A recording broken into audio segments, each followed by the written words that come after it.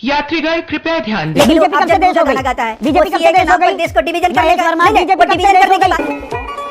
Good question, you are a good question. तो चंद्रबाबू नायडू से भी पूछ लीजिए ना, बहुत पढ़े लिखे। अगर दम है तो, अरे आप तो मुझसे ज्यादा पढ़े लिखे, चंद्रबाबू नायडू से पूछ लीजिए ना। अरे बाप रे, ये तो धोती खोल रहा है।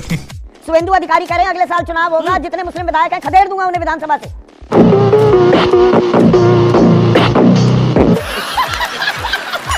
आइए देखते हैं, बैठकर मजा आएगा। तो नमक हराम है मुसलमान, आप उनको लाभ पहुंचाते हैं, उनका काम करते हैं, वोट नहीं डालते, नमक हराम हो गए। सही कह रहे हैं गिरिराज सिंह? आप मेरे से सवाल कर रहे हैं? जी। संदीप भाई, उन्होंने किसी तबके का, किसी वर्ग का नाम तो नहीं लिया है, लेकिन अगर फिर भी आपका सवाल उसी के इर्द, चलिए मान भी लिया कि अगर लिया है तो वो उनके कहने का आशय क्या था और संदर्भ क्या था, ये वो उनसे पूछना चाहिए। अच्छा, पूछना चाहिए। पार्टी किसी भी तरह से नमक हराम शब्द का कोई समर्थन नहीं करती है। इतने बड़े, वो तो इतने बड़े नेता हैं, खुदा हो गए, उनसे पूछना चाहिए। पार्टी नहीं पूछेगी। ये ऐसी जबान, ऐसे बिगड़े बोल शोभा देते हैं एक केंद्रीय मंत्री को। ईमानदारी से जवाब दीजिए ना। देखिए, नहीं, ईमानदारी की तो जवाब ये है कि मुहावरे बोले जाते हैं। अच्छा, मुहावरे उन लोगों के लिए जो कि किसी चीज़ का लाभ उठाते हैं और लाभ उठाने के बाद फिर उससे मुकर जाते हैं, कहते हैं कि नहीं, ऐसा कुछ है ही नहीं।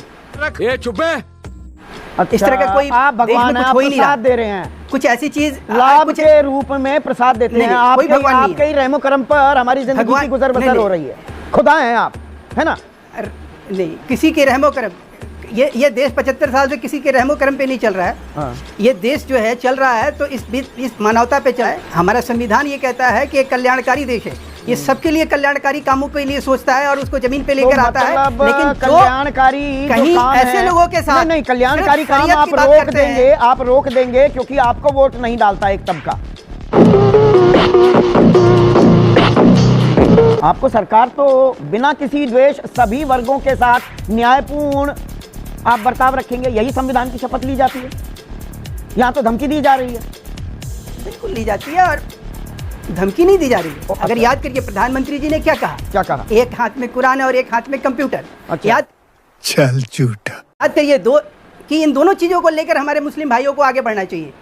उनका ये संदेश कहीं अमलो कर्म में रहा और उसका नतीजा देखिए। प्रधानमंत्री जम्मू कश्मीर जैसे गिरिराज सिंह को भी समझा दें, नीतीश राणे को समझा दें। मंत्री हैं आपके महाराष्ट्र में, नीतीश राणे और गिरिराज सिंह, गोल टोपी और दाढ़ी वालों ने मुझे वोट नहीं दिया, सभी मुसलमान हरे सांप हैं। अरे इनको भी समझा दीजिए, या समझाने की जरूरत नहीं है, इनके शब्दों का भाव समझना चाहिए।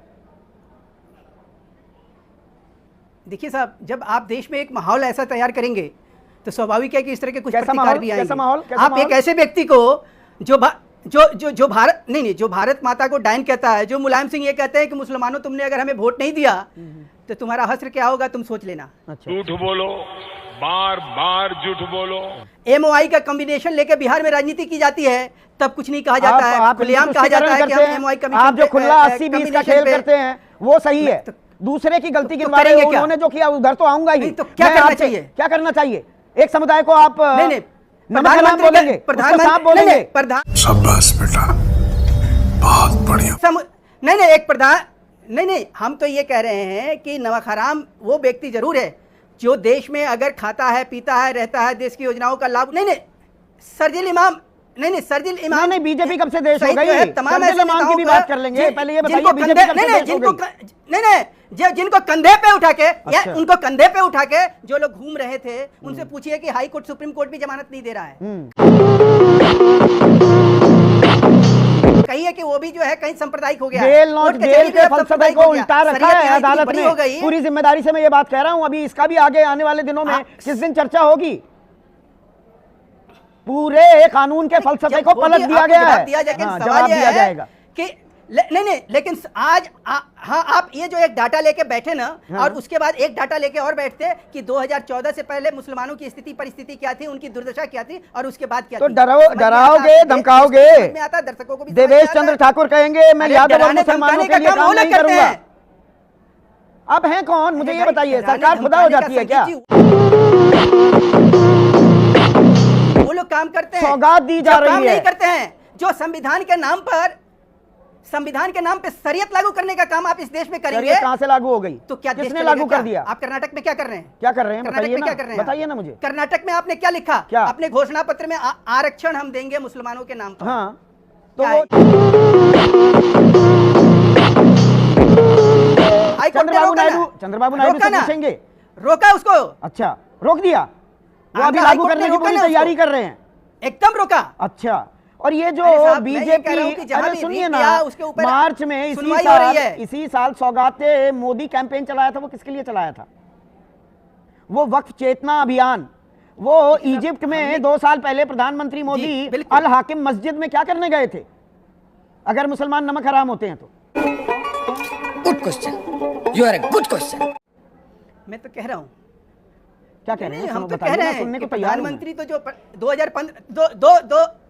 2015 में उस बच्ची ताइबा से पूछिए, एक भावुक लेटर लिखती है प्रधानमंत्री जी को कि मेरे हृदय में छेद है, और प्रधानमंत्री कार्यालय पूरी शिद्दत के साथ उसका इलाज कराता है। ये अगर गिरिराज यही सिंह का नफरत इलाज होती कौन करेगा? और इसी तरह से ये देश चलाया गिरिराज जाता सिंह है। का इलाज कौन करेगा? गिरिराज जी का मैंने कहा ना कि गिरिराज जी का, मैं कह रहा हूं कि गिरिराज जी की बातों को लेकर आज पूरा बवंडर खड़ा कर दिया जाए। अच्छा, पूरा ये बवंडर कह नहीं दिया खड़ा जाए कि करना देश चाहिए। में जो है ठीक है, मुसलमान ठीक बिल्कुल है। isolated अनुप्रिया, है। एक मैं कह रहा हूं